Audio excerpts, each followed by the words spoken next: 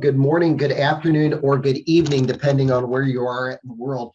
I'm Captain Dave Heck, from Chief of Naval Personnel, and I'd like to welcome you to another Zoom help session. This time we're bringing this with our partners from Commander Navy Installation Command, Naval Personnel Command. We've got a number of Navy spouses on the line as well. So thank you again, everybody, for joining in and participating in this Zoom call. The topic for this call is EFMP, the Exceptional Family Member Program. And some may love it, some may hate it, some may be frustrated with it, some don't know really much about it and are trying to figure out how to get involved in it. And so our goal today is to, through our partners, help bring you the answers that you're looking for, whether you're in it and have questions or brand new to the Navy and have questions. So again, welcome everybody. And again, I want to thank all of our partners from Commander Navy Installation Command, CNIC, Naval Personnel Command, NPC. Again, our great spouses that are aligned with us today. CMP, Admiral Now, usually has a saying that the best ideas come from the fleet.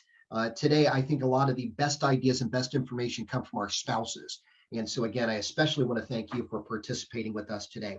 I want to introduce a few people that are online. Tricia Smith. Tricia, if you could raise your hand just so everybody sees you, even though you're in the readiness program at Navy Medicine, and she is responsible for identification and enrollment into the Exceptional Family Member Program, or EFMP. Tricia, good morning and welcome. Oh, you're still muted though. Don't forget that mute button. Oh, that was a rookie mistake. I'm sorry about that.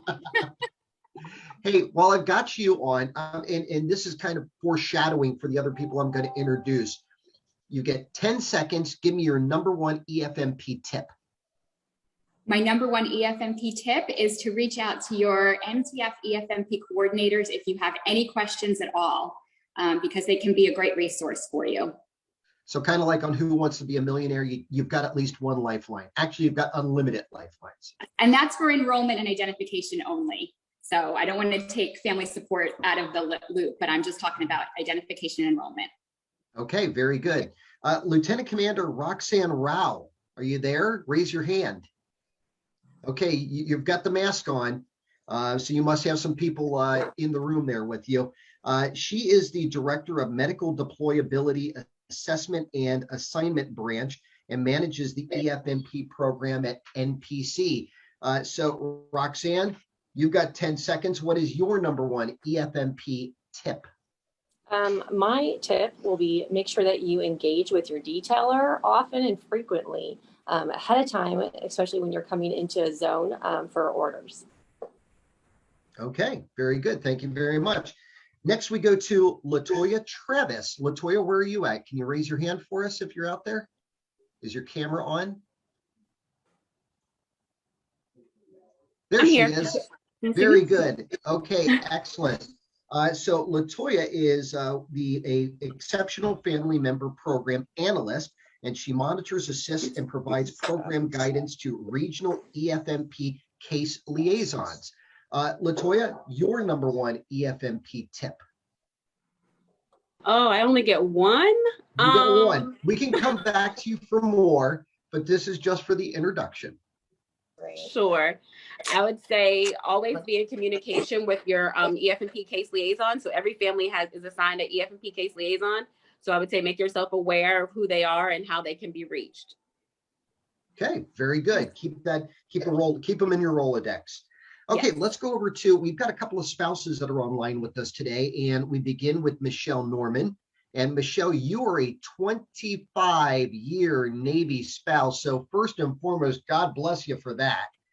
So tell us about you've got an EFMP daughter. So Yes. From the spouse and mother side, what is your EFMP tip?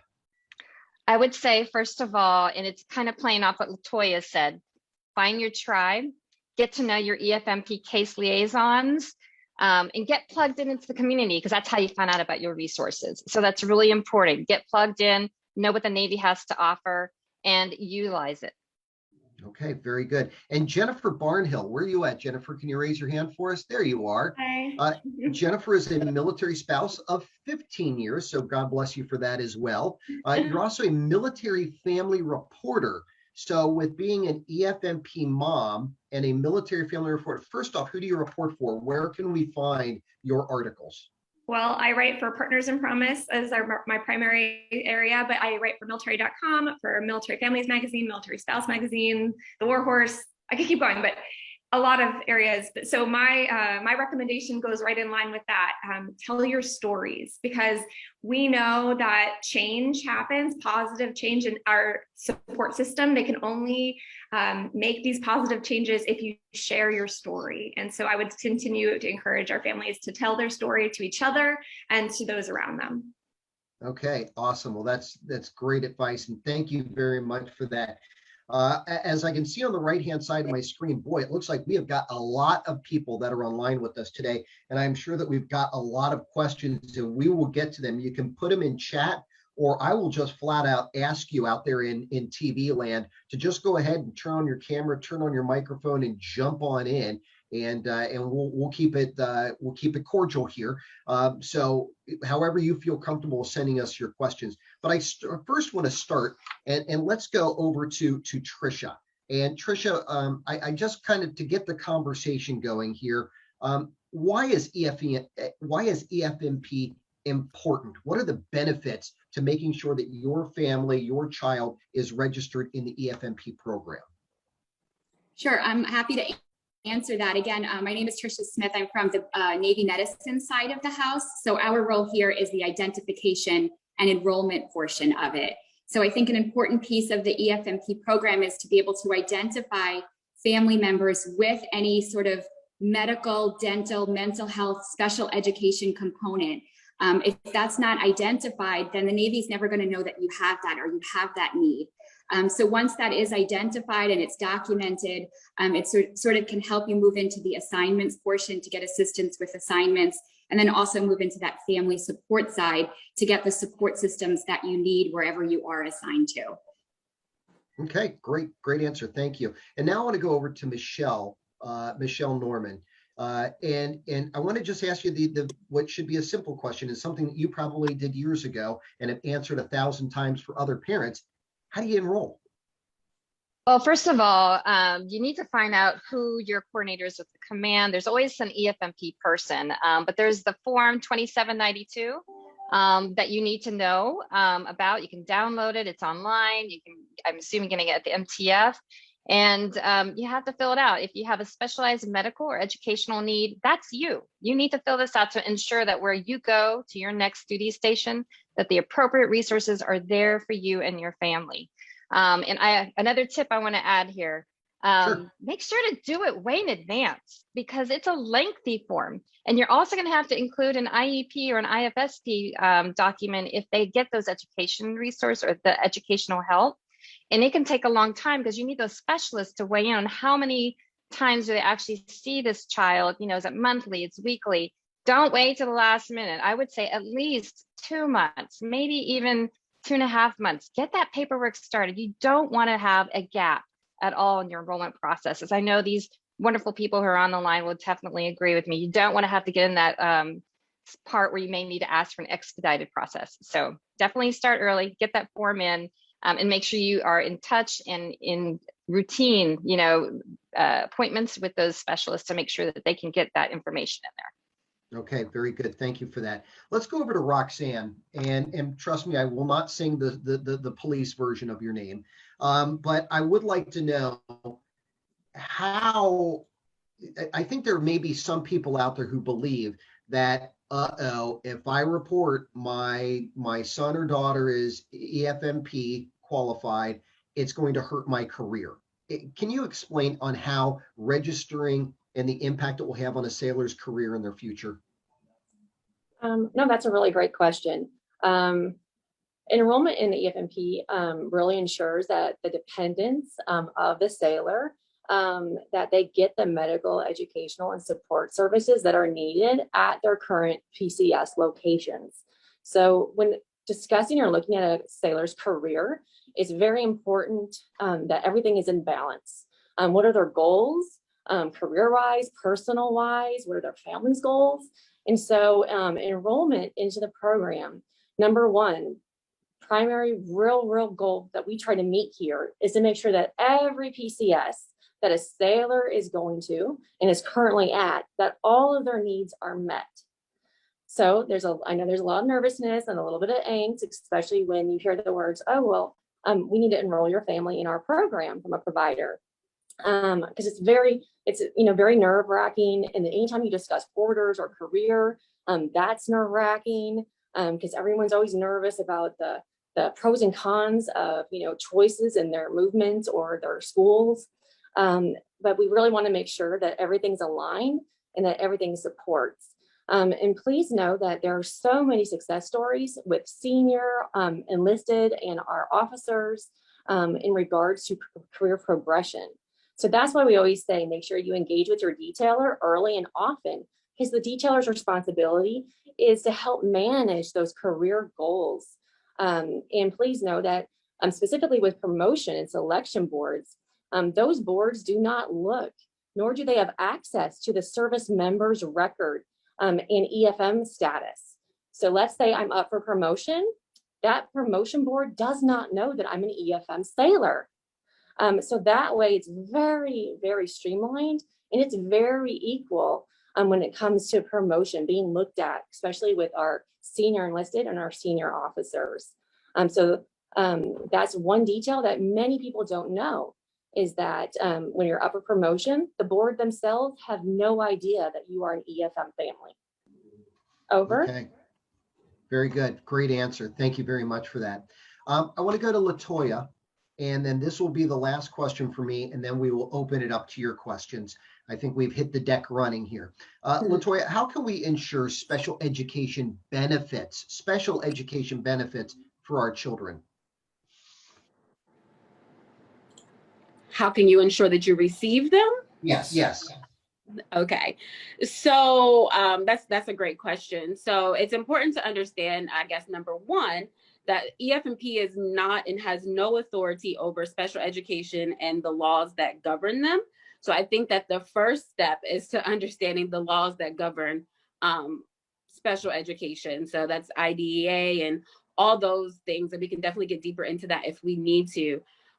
However, what we have, so understanding the laws will help you understand what's available to you or what you should be or your child should be receiving from your local public school system. So I would say that is first and foremost is just understanding. And then I'll bring that full circle is you can definitely contact your case liaison as they have been educated in special education. They are familiar and understand the laws that regulate, and they can work with you to get a better understanding of what it is that you are requesting or your child is needing from the school system so that you can make your plan, if it's going to be an IEP or a 504 plan or any of the other things that support special education, whatever that is, we can definitely work with you. It's definitely an individualized thing, and it's not something that we can say that every family will do X, because that's not the case, because school systems vary and they're different from state to state. They vary from county to county, city to city. So it's definitely advantageous to engage your case liaison as they are connected to the resources that are available to you in your area as it relates to special education. Okay. Great answer. Thank you. Hey, before we press on, I do want to say to our subject matter experts or SMEs that are on the line with us, please do me a favor and try to avoid acronyms. There's a lot of family members on here that may be new to the Navy and not understand what those are. So before it was mentioned IEP, and so that is an individualized education programs. So again, for the new families that are on with us who may not understand what those acronyms are, go ahead and just say out what they stand for. So at this point, I'd like to, and there is some reward for those that are brave enough to come on camera. If anybody has a question, please turn on your camera and go ahead and ask to any member of our panel. So who would like to kick things off here?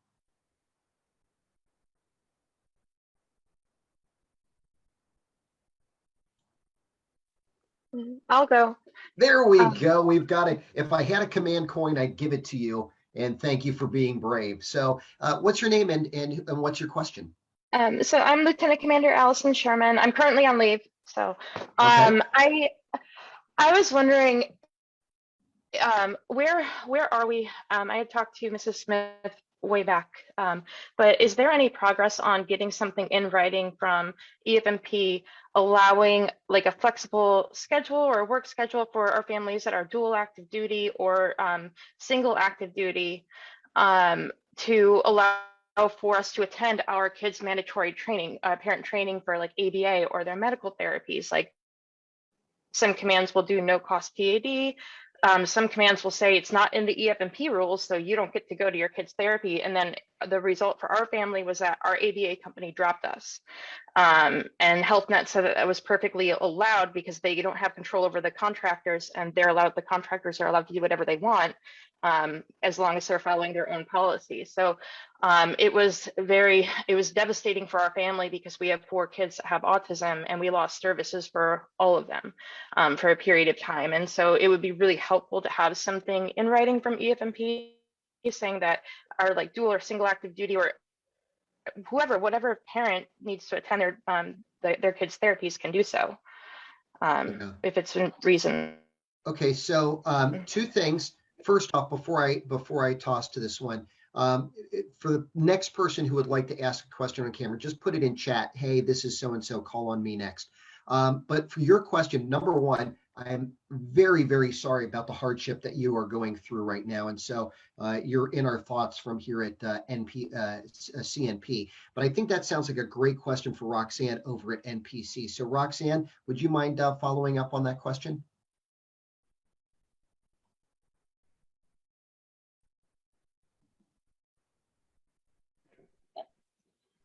Hey, listening to the dialogue from an NPC perspective, I can hear that there are a lot of variables that were and are probably going on in Allison's situation. So from an NPC perspective, without knowing all the details, I'm not able to speak directly on that. I'd be glad, to talk with her offline about what has occurred and help assist where I can in that part. Please know that all of the SMEs here on the line, we sincerely care, and we really do want to try each family, and where we are able to contribute and have control over. And we know that this is a challenge that has been brought up about managing and multitasking the different services and the different care, and especially with dual military. There's so much to juggle with being dual mil and with also a single parent, and just in general trying to attend all the therapies. Without knowing the details, I won't be able to give you guys a firm answer on that one. But thank you, Allison, for bringing it up to us and for awareness. Over. But just in general, Roxanne, though, I mean, is it possible for people to get no cost TAD orders? Have you ever seen that happen before? That is between the member and their chain of command. Different commands, Okay. Different commands choose to execute things differently, and it all depends on what's happening with the mission of that day or during the timing of what's going on the deck plates at that time. So there are different situations, and depending on what the command is able to support with manning, it is a command case by case basis. So what may work for one command and one sailor may not work for another command, another sailor. I know it's not universal or not blanket. But I mean, hopefully, there's those opportunities at our sailors' commands if they really can and are able to do it. We support whatever the chain of command is able to do. Most definitely. Over. Okay, so Allison, the question then goes back to you. Without diming out your command here, I mean, have they seemed supportive of your EFMP needs, or have you not even talked to them yet? So initially they were extremely supportive, and they let me go to the therapies, and I had a flexible schedule where I would come in on the weekends. I'm I'm in a hospital. So I had a flexible schedule that allowed me to come in on the weekends and take on extra duties to make up for the time that I was not at work. But then we had a turnover of leadership, and that's where it started to become an issue where admin separation was brought up, and that I don't qualify for humanitarian orders because it's a long-term problem. My husband was stationed in a different state, so there are a lot of different factors involved in our specific circumstance. But because to my understanding, I'm not sure if active duty qualify under FMLA, or if there's anything that we could put in place as a group for EFMP to advocate for this, because I am 100% positive that I'm not the only one that's going through this. Even if it's taking leave would be the worst case scenario because of the amount of therapies, but I don't understand why there can't be something in writing from EFMP allowing for an adjustable schedule where the command is able to adjust. Yeah. So, one of the things about this this platform, Allison, is it's not just an opportunity for us to answer questions, but it's an opportunity for us to take your feedback, go back to our leadership, and see about things that we can change in the future. So thank you for letting us know about your situation. And I'm sure that that's something that Roxanne will be noting down and talking with her leadership about. So thank you for that. Let's go on to our next question. I didn't see anybody in the chat say that they wanted to ask a question. So I'll pause for a second. And if somebody doesn't, then I'll go to a chat question.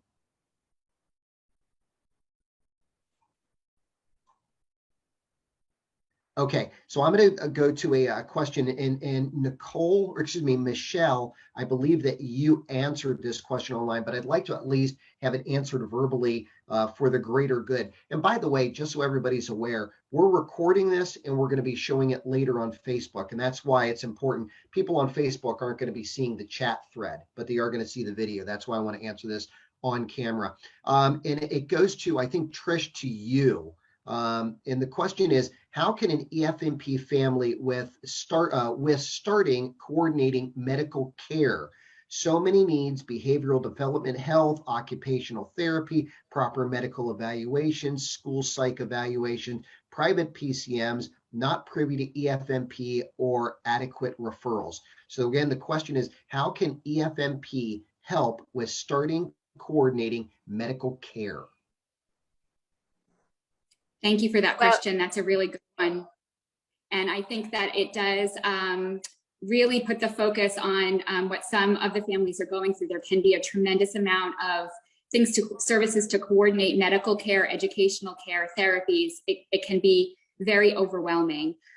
So from an EFMP perspective, I want to put the focus on the importance of first filling out your enrollment paperwork correctly and making sure that it is correctly filled out. Sometimes we have network providers that may not be as familiar with the forms. So it is, it's a very good thing for any parent or spouse or family member to ensure that all of the services that they need are documented on those EFMP enrollment forms, that DD 2792 and the 2792-1.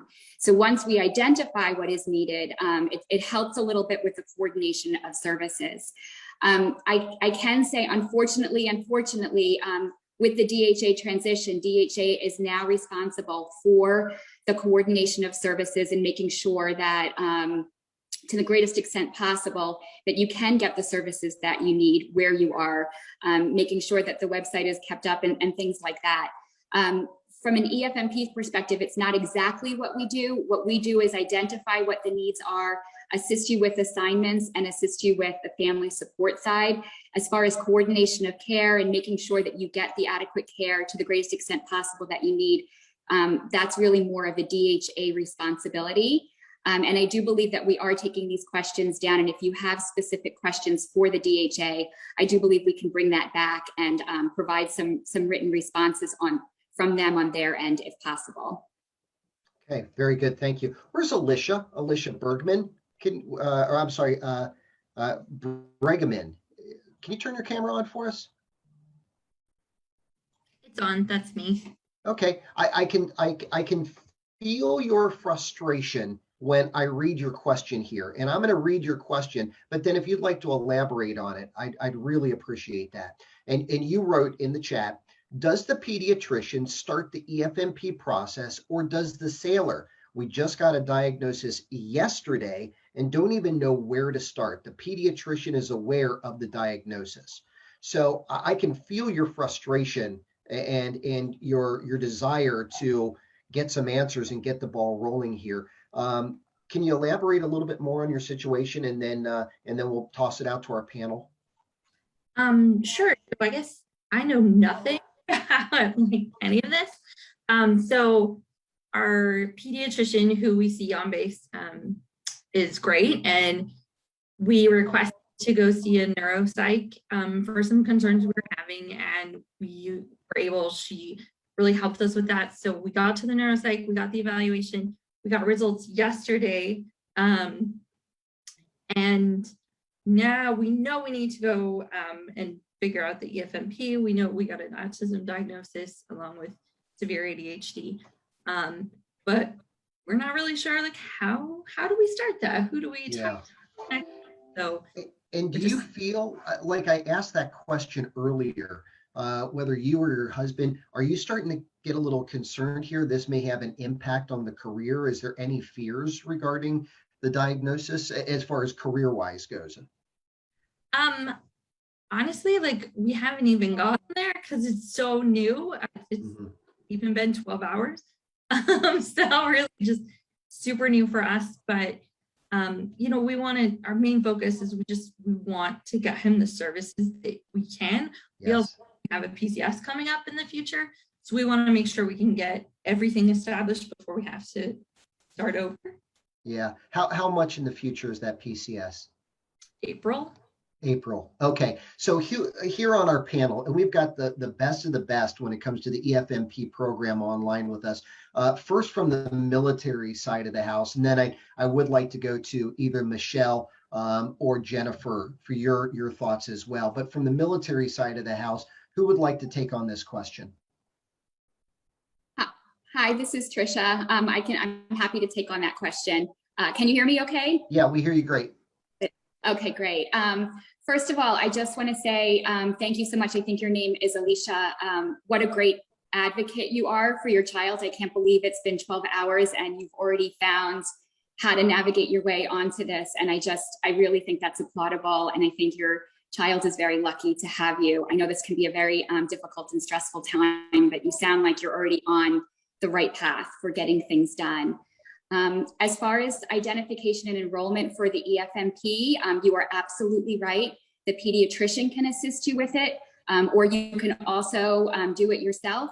You can also have that MTF EFMP coordinator assist you with it. So I'm not sure exactly where you're stationed, and I'm actually happy to work directly with you if you need some extra help. But if you're stationed near an MTF, I would definitely recommend that you go onto your MTF TRICARE website to identify who your MTF EFMP coordinator is, and they can assist you with that whole enrollment process. You will need to fill out the EFMP DD 2792 form. That's the medical enrollment form. You can find that on Military OneSource. You can also find it on that Navy app if you have a smartphone.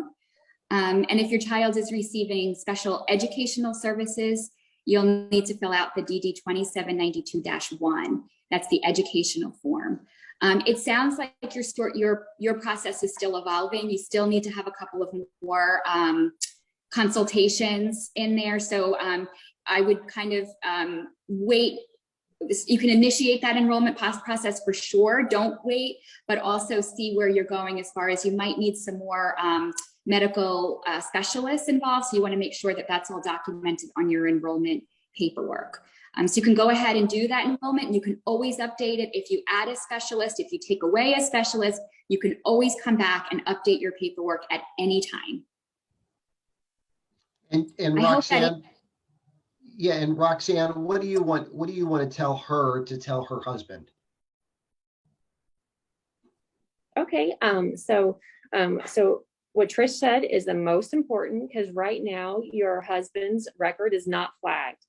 And by business rules, it will not be flagged and cannot be flagged electronically until your enrollment's initiated. And then it goes through the entire process from start to finish. And here at MPC, we finish the enrollment when it comes to the computer system.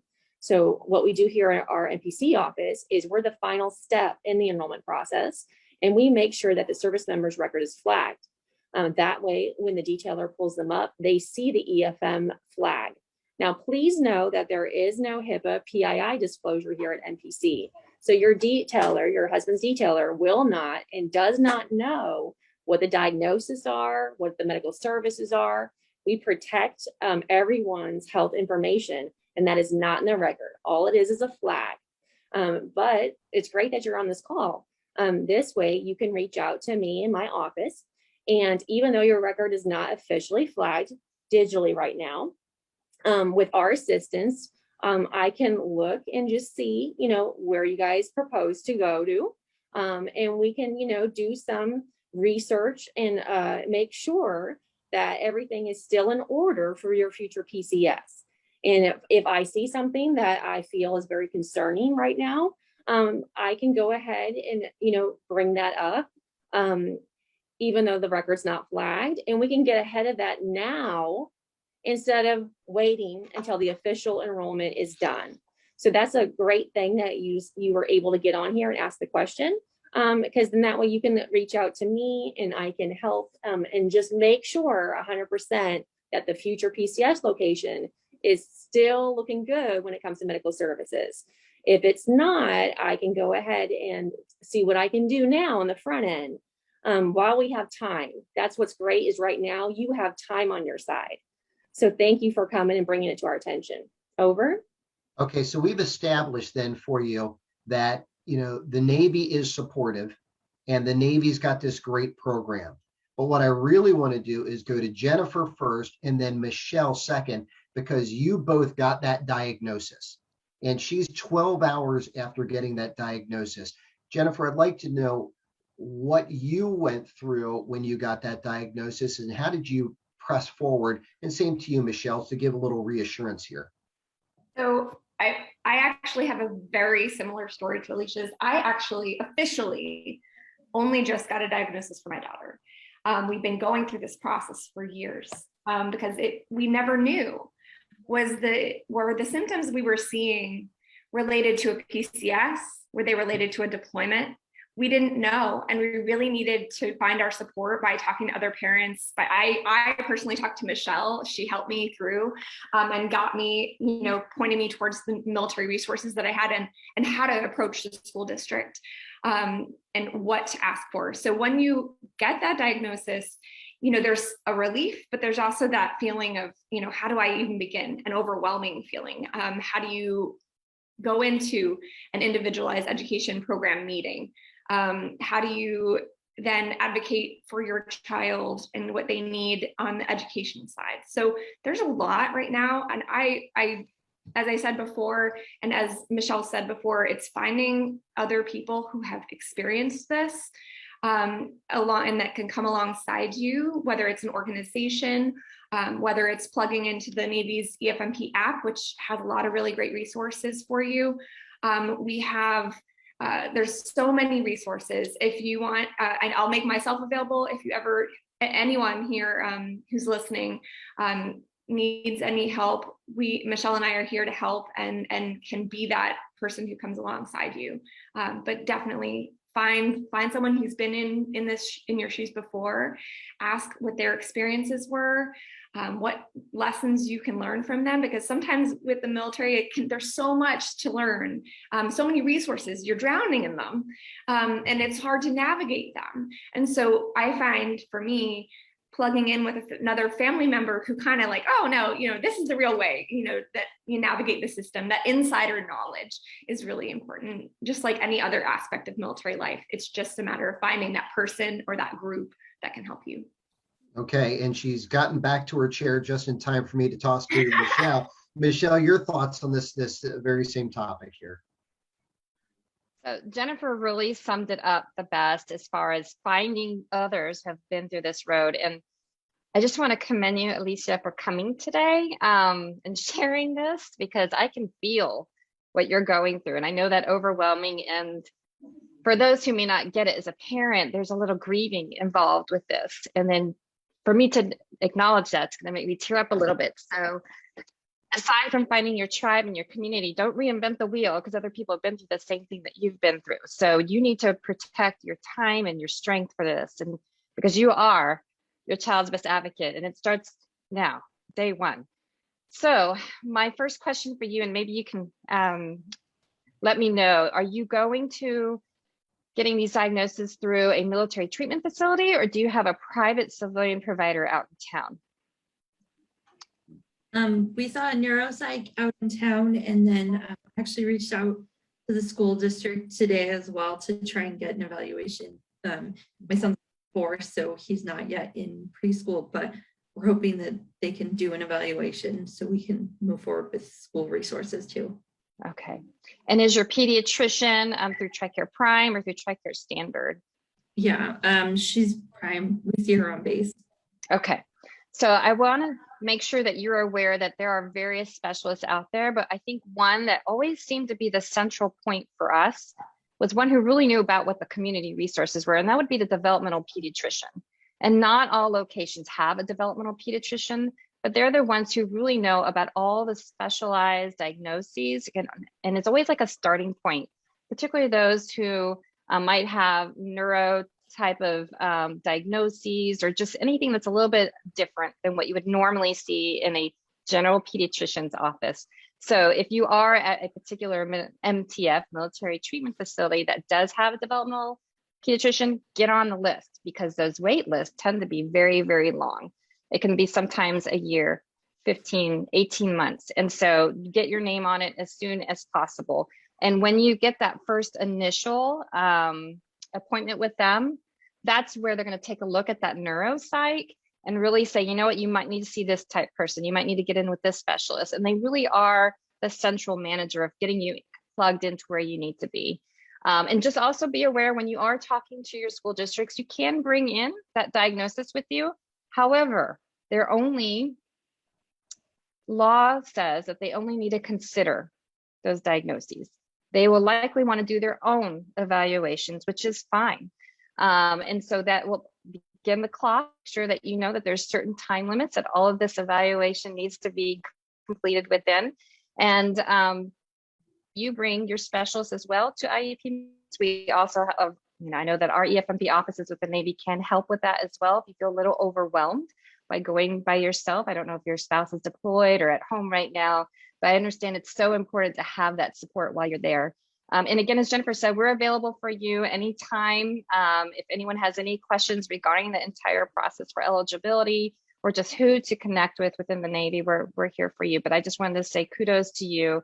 Again, you'll hear that very often, is that you are your child's best advocate. And you just put on a new hat today, and just make sure that you take respite care whenever you can, because now you'll be eligible for that once you get into the EFMP program. And take advantage of the wonderful program that the Navy offers, is that respite care program. It gives you and your husband time to recharge, refill your cup, so that you can continue to do the advocating that's necessary for your child to be, independent, productive member of society. So good luck with that. Welcome to the tribe. Great. Welcome to the tribe. Yeah. Hey, great answers on that. And Alicia, thank you very much, and good luck to you. I'm going to go to, Trish and Roxanne and LaToya. I do not doubt your dedication to this program. You're here and you're willing to give up your time to answer people's questions out there. LaToya, I do want to go to you, and I've got and I won't read it verbatim, but we have one question online here that's been sent to us in chat. And the person is very frustrated because it sounds to me like they're encountering somebody that's not as dedicated as you. They've gone into their specialist, their case manager, and they said basically, hey, I got 500 cases on my hand. I don't have time to babysit you through the process here. Why don't you Google it, and here's a pamphlet. When somebody comes across somebody that's just not helping them, and they're frustrated and they feel like they're drowning, what do you recommend for them to do? Especially this may be a person that's not even on a Navy base. They might be at a Marine Corps base, or who knows where they are. When somebody feels like they're frustrated and they're not getting the service that they need, where can they go? What should they do? That's a great question. Am I unmuted? I'm sorry. Yes. Okay. No, you're great. You're perfect. That's a great question, and we understand the frustration. We've all been places where, we thought that we were going to the person that was supposed to help us, and unfortunately they couldn't, or they just passed us off.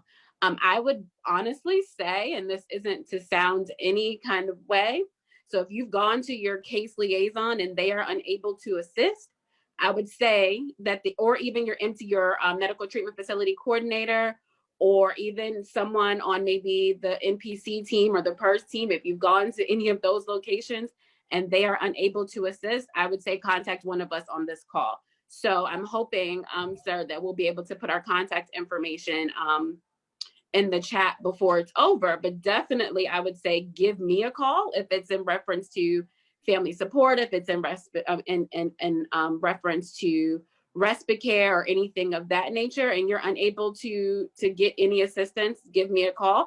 I guess I would say across the board, if you're unable to get anything, because I can definitely get you connected to the person that you need to be speaking with. If it is about an assignment that you're frustrated with, we can get you connected to Lieutenant Commander Rao, or if it's about your enrollment, we can get you connected to Trisha, as opposed to, and then there may be a situation where I answer your question and, help you out, and then refer you back to the regional person who is actually over our case liaisons that would also be able to assist. So if you ever are in a position where you are frustrated and you feel like you're at a wall, definitely reach out to us. We're here to help. That's what we're here for.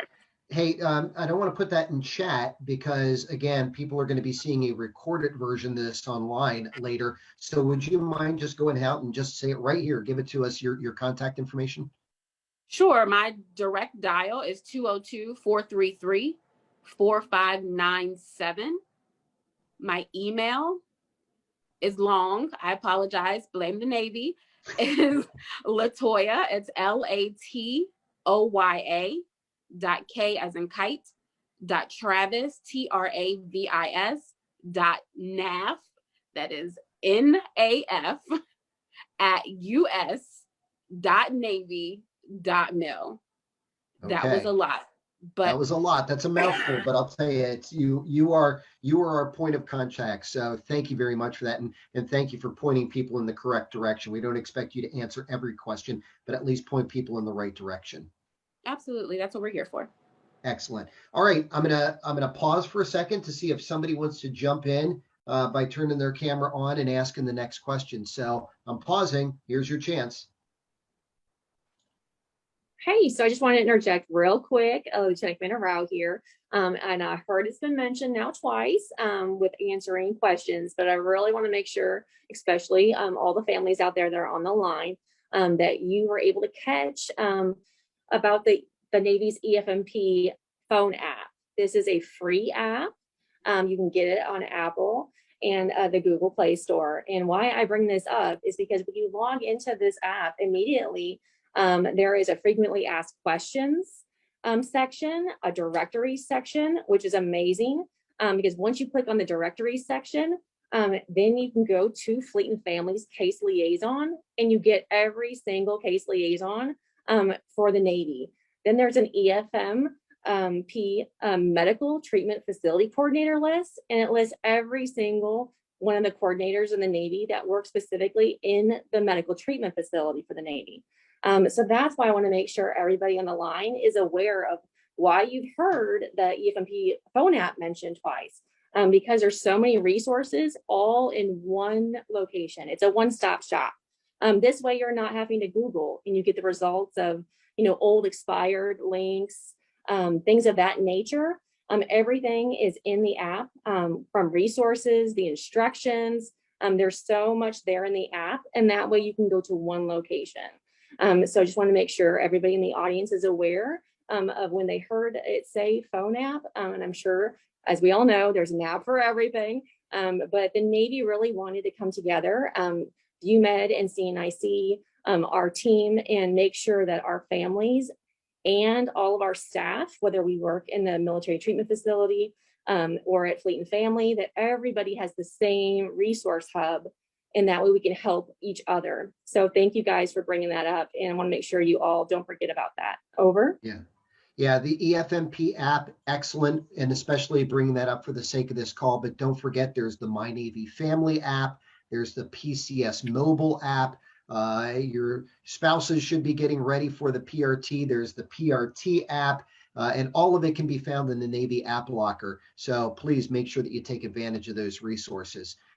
We got a lot of people online. Olivia Chen, Naomi, somebody, MG. Loris Velez is online with us. So I'd love to be able to. Jasmine, you're on here. Heidi, lots of people online. I'm standing by for your questions. I'll go ahead and pause. Hi, I have a question. Excellent. Thank you very much. It's kind of like the bread and butter of the whole exceptional family member program, but what can you do for families besides just ensuring proper duty station assignments? Okay, that sounds like a question for Roxanne. I'll actually take that, sir. Oh if you yeah, don't please, mind. Latoya. You're right, because you said besides duty Yeah, assignments. So yes, there we go. I'm sorry. So Latoya, that's great for you. it's okay. So the PERS team has done their job, and you guys are in your location, and you're getting started with the services, your medical or educational services. The additional benefits that come with, or benefits is loose, but the additional things that come with being enrolled in EFMP, one of those things is it just some of them depend on your category. So besides the fact that you kind of have a person in your pocket, everybody that's enrolled in EFMP has a case liaison. So when you log into NFAS, when you go into your EFMP portal, their name, their contact information, both email and phone number is there. Typically, they have already reached out to you within 7 to 14 days of you being enrolled in the program, and they introduce themselves, or they've attempted to reach you, because when you're in the midst of things, sometimes people call you and you don't give them a call back. But if you need to reach out to them, they're there. They are your number one resource for all things that you need, because they're able to get you connected in many ways. So almost like an EFMP, and this isn't to down their position at all, because they are very, very valuable, but like an EFMP concierge, like whatever you can think of. So you now have a housing issue and you're unable to get in contact with someone in housing, your EFMP case liaison can help you with that. And then that brings me back to, so when you are enrolled in the program, each EFM is assigned a category. So you're between a category 1 and a category 6. Category 6 is just a temporary, so we will just throw that one out. But category 1 through category 5. If you are enrolled in EFMP and you are a category, or you have an EFM that is a category 4 or category 5, you are eligible for priority housing. And so what that means is when you go online prior to your PCS, you go online and you do all your housing paperwork. It kind of puts you at the head of the line. So in terms of housing, so you have housing situated when you get to your new duty station, if you're a category 4 or category 5. In addition, Miss Norman brought it up earlier, it's respite care. So respite care is also attached to a category 4 or category 5. So not everyone that enrolls in EFMP is eligible for respite care. And right now, we are only providing respite care for children 0 to 18. So if you have a child who is between 0 birth to 18, and they are a category 4 or category 5, you're eligible for 40 hours of respite care. So that means that it's time to, if you have other children that have appointments, or maybe you have an appointment yourself, it allows the time for a respite care provider to come into an approved respite care provider to come into your home to take care of your children. And so that is one of the things that we have with EFMP. In addition to that, going back to our case liaisons are able to work with you to understand the needs of your family. So the Department of Defense, within the last 2 years, I believe, made a new form. It's called a DD 30. I always get the number wrong. 3054. I apologize if that's wrong, but I'm pretty sure it's a 3054. And with that, it comes a family needs assessment. And so the family needs assessment, your EFMP case liaison, they will work with you and gain a better understanding of what your family's needs are. Because unfortunately, I know we have the 2792, and that's your enrollment form. Thank you, Cheryl, for saying that was correct. We know that we have your DD 2792 that has the enrollment form and what the doctors are saying about your child or about your spouse or about you. That doesn't really give us the greater picture. So we want to know what's going on and what your needs are. And so there, with the 3054, there's a family needs assessment, and we just get in there and try to get more information about what's going on with you and your family. And then from there is the family services plan that is included with the 3054. And what that allows you to do is organize your thoughts and organize your family's needs and potential goals and way forward that you want to go with your family. And our case liaison your case liaison will work with you on creating that family needs assessment. And honestly, the third piece to that is called an ISTS, and it's an inter-services transfer summary. And what that is the third part of the 3054. And what that is if you are a sailor and you are going to be assigned to, let's just use Marine Corps, to a Marine Corps base, what we have the ability to do via the ISTS is while you're it doesn't matter where you live, it doesn't matter what base you're on, the Navy will support you and you will have a case liaison assigned. However, sometimes, because if you're at a Marine Corps base, the Marine Corps the Marine Corps family caseworker will know more about the resources that are on their base. So what we would do is, if you wanted an ISTS, we would fill that out with you, and we would notify the installation that you were going to be living at and let them know, hey, we have this sailor and their family, and they're living at Camp Pendleton, and they want to know more about Camp Pendleton, and the Marine Corps or whatever service you're at will actually reach out to you. So that kind of facilitates sometimes families feeling like, oh, I'm out here at Fort Huachuca and no one is checking on me. The ISTS will actually, although we're checking on you, it may not be as it may not feel like we're there for you as frequent as you might want us to be, but there is someone that is actually on the base that you are at that can assist you. So I would say that those are a few of the benefits. And I think the question that popped up was, I missed it. It's okay, Latoya. I want to see if we can get other calls in, because we do have, unfortunately, an hour window on this Zoom. Mm-hmm. So we've got about 9 minutes left. Lynn, could you come back for 1 second though? Is it Lynn or is it Lynn Marie? It's Lynn. Lynn, just by a show of hands, who's all jealous of Lynn's very cool craft room? Oh, I am. Absolutely. I think we all are. All right, Lynn. I had one quick spin-off question off of that. Yeah, sure, go ahead. At what point can you update your EFMP enrollment? Do you get assigned a category and we get a different diagnosis later and then have to get shifted a category as our needs change? Like, how do we update that? Do we just do that, initiate that ourselves? Yes, so the mandatory requirement is every 3 years or as things change. So as things progress, you went to the doctor and your child no longer needs speech therapy. We want to know, because it could change things for you. Or you went to the doctor and now they've added a therapy or they've added a provider. We need to know this, because these are the things that we check. So while DOD mandates that you update every 3 years, the other piece in there is or as things change. And unfortunately, because we don't know how often things change, we rely on you as the family to let us know when things change. Okay. All right. Again, we got about 5 to 8 minutes left, 5, 7, 8 minutes left. Who else has a question they'd like to ask?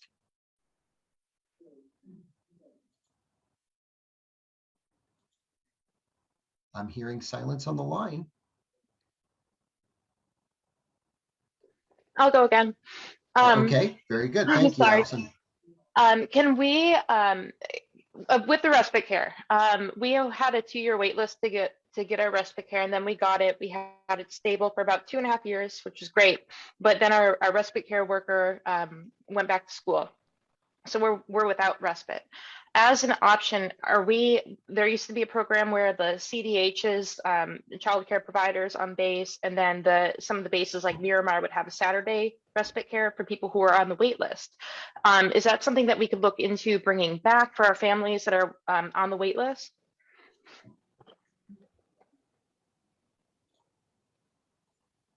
Sorry, that is actually something that I can take back to our childcare side and to try to get an answer for you. That, because unfortunately that's outside of the CDCs are run by our child and youth programs. So that is something that I would actually have to check with them and get back with you on, if that's okay. Okay.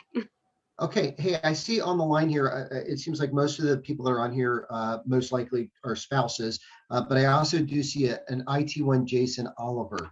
IT1, are you online?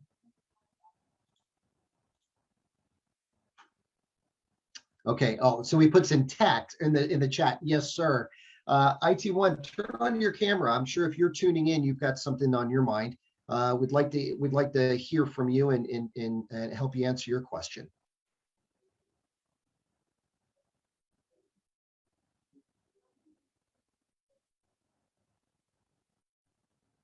I think he might just be texting that question in.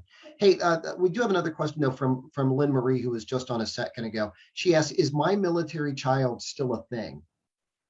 Anybody want to answer that one from our panel? Is my military child still a thing? Okay, don't have an answer to that, but we do have IT1 who did text this. He says, I don't think my mic is working.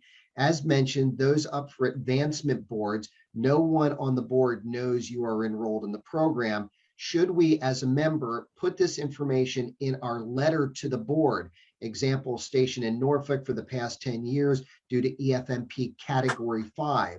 Some can look at this as not taking different area tours, but member does not always control that. Thank you, IT1 Oliver. So let's go over to Roxanne for an answer on that question. That's a great question. Yes, so thank you for bringing that up, IT1. So that is that's a very, it's a very serious question because there is no magic yes or no answer. It is all dependent upon what the service member desires. So you are correct in that way. The only way the board is going to know that you are an EFM sailor is if you choose to disclose it. And that would be through the formal letter that you can choose to do and submit to the board. And that decision is one that only you can make. So, there's a lot of thought that goes into it. And then what you decide to put in writing is, it's up to you. And so from an MPC perspective, from me working here, when sailors have asked me about that, I always tell them, that's something that you have to decide to do. And ultimately the decision comes to you. If you feel that you should, write a letter and disclose details or situation awareness that you would like to be taken into consideration for the board, then by golly, then please do so if that's what you decide is best for you and your family. Because you have to remember, letters to the board are a decision that you make, and you control whether or not you do that letter. And please know that if you decide to do, a letter, it can be submitted through the my.navy.mil or Buford's online, that avenue if you decide to submit a letter. And we've had sailors that submit letters. We have sailors that decide, no, I've decided not to after a lot of thought. So I always just tell sailors at the end of the day, you just have to be at peace with what you decide to do. And we just encourage whatever they would like to do. Okay, that's great. Thank you very much, Roxanne. I appreciate it. We're about to wrap up. Don't turn on your microphone because I think we'll get feedback. But I do want to turn to my executive producer, Adam Cole, Lieutenant Commander Adam Cole, who's been coordinating EFMP month. And Adam, why don't you just give us a quick preview about what people can experience on MyNavy HR, our Facebook page, Instagram throughout this month. What do we still have to come this month?